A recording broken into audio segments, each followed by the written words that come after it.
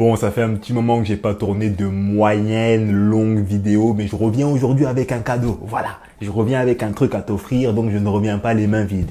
Le cadeau que j'ai à t'offrir aujourd'hui, il concerne une seule phrase qu'on entend très fréquemment et cette phrase c'est « Je tombe toujours sur le même style de personne ».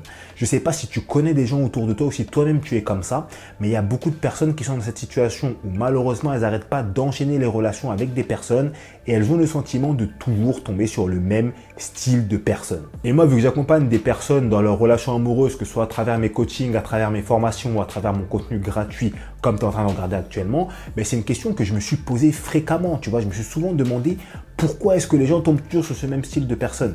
Et plus que de me poser la question moi tout seul dans mon coin, je vous ai demandé quel était votre avis là-dessus sur Instagram. Donc si tu n'es pas abonné à mon compte Instagram, ça s'affiche juste là. Rejoins-nous, tu rates. Voilà, moi c'est tout ce que j'ai à dire, rejoins-nous, tu rates. Et donc, vous avez été très nombreux à m'apporter des réponses qui sont super intéressantes. Elles n'ont pas guéri de leurs blessures et n'ont pas fait de travail sur soi. Ils ne se posent pas les bonnes questions tout simplement. Si tu vas toujours vers le même type de personne qui a l'habitude de te faire mal, tu vas jamais trouver. Je pense qu'ils ne prennent pas le temps de faire le point sur eux-mêmes ou sur leurs relations précédentes. Franchement, j'ai reçu grave des messages là-dessus et je vous en remercie. Il y a eu plein de retours, ça m'a permis d'échanger là-dessus avec quelques personnes.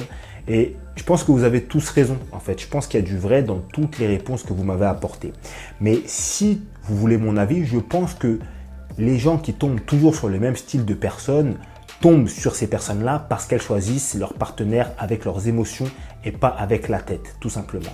Le truc, c'est que quand tu choisis une personne sur base de tes émotions, il se peut que au moment où la personne arrive dans ta vie, ça faisait longtemps que tu n'étais pas en couple et que tu cherchais à être en couple et que là, comme par hasard, cette personne-là arrive à ce moment-là, tu vas être épris d'une émotion particulière, tu vas te dire non, c'est cette personne-là qu'il me faut, alors qu'au final, cette personne-là n'a carrément pas les attributs dont tu as besoin. Et cette situation-là, on l'a tous plus ou moins vécu au moins une fois. C'est une situation où on rencontre une personne, on se dit, ah, cette personne-là, elle est géniale, elle a tout ce qu'il me faut, elle remplit mes critères, regarde, on s'entend trop bien, on a un super feeling, etc., etc.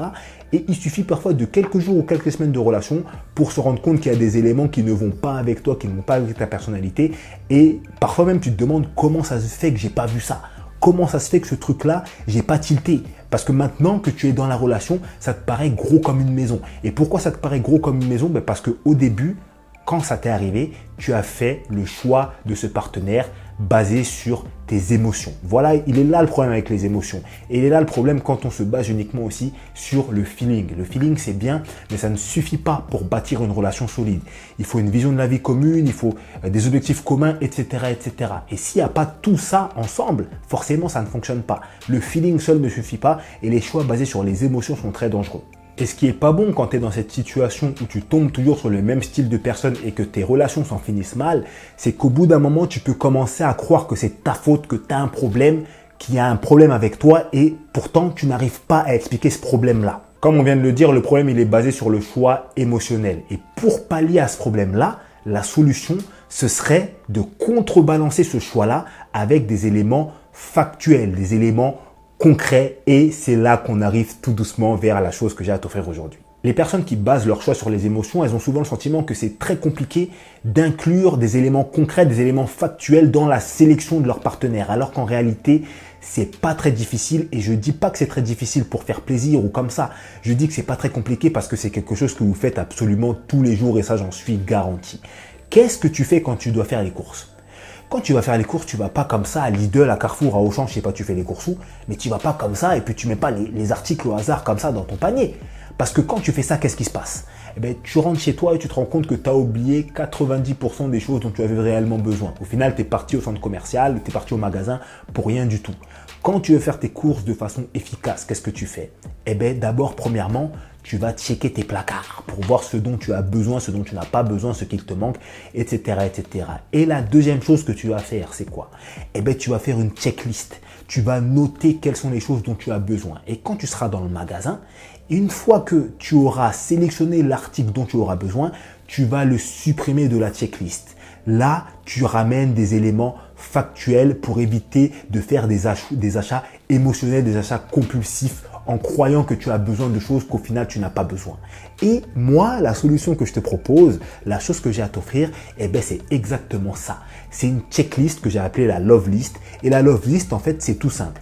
C'est une liste de questions qui concernent la personne que tu viens de rencontrer. Et ces questions-là, tu dois y répondre de la façon la plus honnête possible. C'est des questions qui concernent vraiment la personnalité de la personne, sa vision de la vie, etc., etc. De toute façon, je t'expliquerai comment tu peux y accéder gratuitement juste après. Et une fois que tu auras rempli la checklist, qui est la Love List, tu vas te retrouver face à des éléments factuels qui concernent la personne que tu as en face de toi.